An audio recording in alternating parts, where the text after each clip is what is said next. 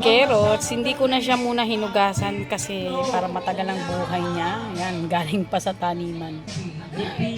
Butas. Ating mahiwagang cauliflower.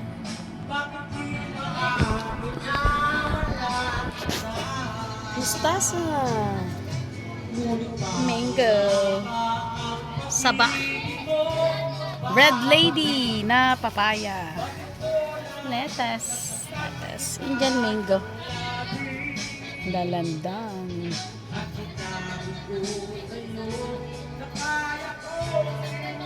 Siyempre, kalabasa.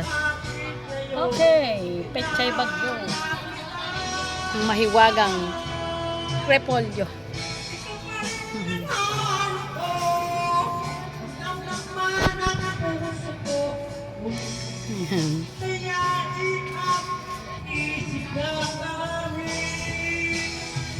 Ilaw pa ang aking senyorita.